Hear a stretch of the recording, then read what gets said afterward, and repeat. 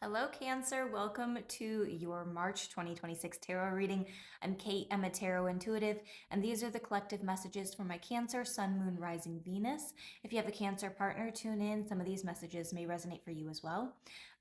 Right as I was about to sit down, I was like, ooh, my hands feel uncomfortable. I feel like I need to put lotion on them. Some of you are focusing on self care. I see a lot. I know this is going to sound really weird, especially as like a first message. But some of you are like really like taking care of your skin. Either skincare is important, or maybe you're just feeling extra dry this season. And so you're like wanting to put on lotion or wanting to like do special things to take care of your body and make you feel good and relaxed. Again, could be a sensory issue, totally relate to that as an ADHDer for sure. But let's see what the overall overarching theme is for the month ahead for you. You have the Sun card, the Empress, and the Three of Earth. Okay. Whew. There's a small group of you, okay? A small group of you that might be getting pregnant with your third baby, or it might not necessarily be the number three, but the number three is significant. Maybe it's your first child, and now there's three in your family, or maybe it's your third baby. If that's not resonating, not every single message is going to resonate for everybody. It's okay. The Sun card is happiness, happiness and joy coming in, knowing that your needs are going to be met. And the Empress is representing you being in a state of receptivity so that you are open to receiving the gifts that are trying to make their way to you. A lot of us are conditioned to say no, no, thank you. I don't need help. So that's kind of like a double-sided thing. We're conditioned to say no, I don't need help, or no, I'll pay for my own stuff, whatever it is in that regard. But when it comes to giving help to somebody else, when somebody else needs our help, we're conditioned to say yes, to be people pleasers. So you are entering a state of receiving. You're opening yourself up to receive. The Three of Earth or Three of Pentacles is indicative of maybe having to collaborate with somebody.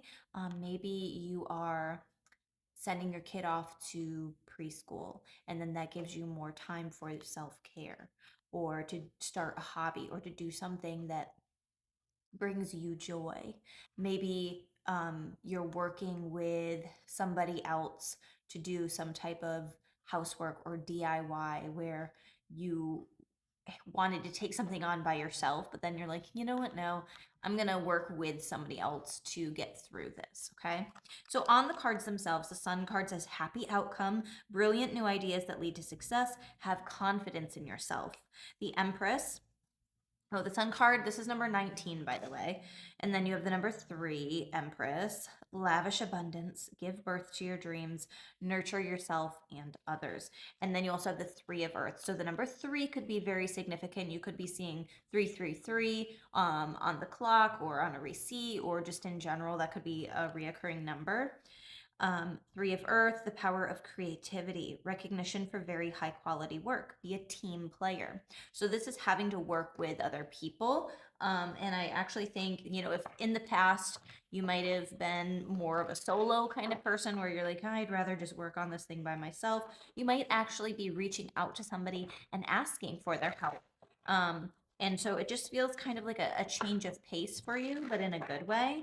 I'm only going to read the upright version of the cards that come out. Nine of Cups. This is success. This is wishes coming true, manifestations being fulfilled. All of your hopes and your dreams are making their way to you. This is really good luck. Okay, so if you were nervous or worried about doing an interview, if you were nervous about not having enough money to pay a certain bill this month, I think that your needs are going to be met. It's going to happen for you. Everything's going to work out really well.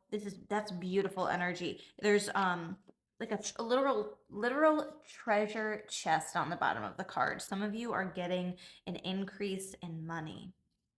You also have the King of Swords and the Eight of Swords. I think that you're finally opening up to somebody that maybe you'd been a little bit closed off towards. Somebody that it's not that you didn't feel safe to open up to them, but maybe you were nervous that they weren't going to understand you or understand where you were coming from. The Eight of Swords is a self imposed restriction.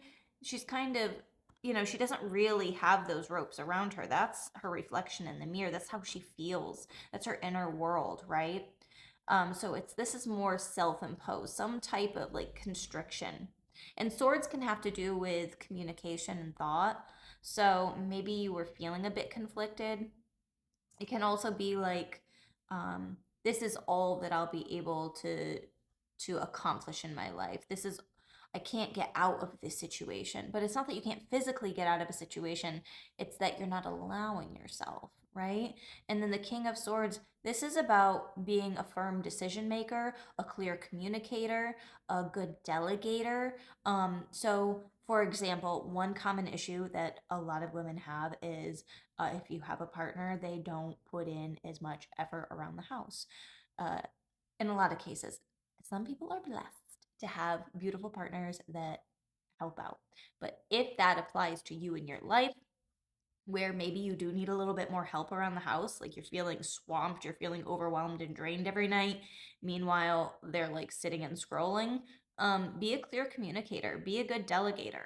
Say, this is what I need you to do. Should you have to do that? No, no, you shouldn't. But this is a start, okay? And depending on how certain people, grow up and the expectations set and then how they've lived for a certain amount of time, that'll be kind of a routine that they've fallen into. It's time to shift them out of that routine and say, you know what? I'm being in a state of abundance. I'm being in a state of receptivity and I'm asking for what I want and then I'm allowing it to show up. Okay? So hopefully that resonates for some of you. And then an oracle card to see what other messages, ancestral wisdom. Ooh, I think that some of you are getting out of some type of ancestral cycle where either I feel like some of you have been in like a really toxic relationship, but you're not the problem, okay? You're part of your problem, but you're not the problem in the relationship. Does that make sense? I hope that makes sense. But anyway, I think that some of you come from a long line of grandparents, parents, etc., that they've had toxic relationships. That's what you've seen. So trying to break that cycle has been difficult for you. Ancestral wisdom. We are your ancestors and we love you. We walked the earth many years before you. We ask you at this poignant time to learn and grow from our past experiences. You are our legacy, and we will keep on helping you as we continue to evolve here in the spirit world. I think it's saying learn the lessons that your ancestors were trying to teach you. Okay, that it's important to take notes of what you saw growing up or what you feel. A lot of fears that we have actually come from our ancestors that can be passed down genetically. So kind of figuring out, does this feel real and true to my life in this moment, or is it something from maybe the past that I need to do some healing work on?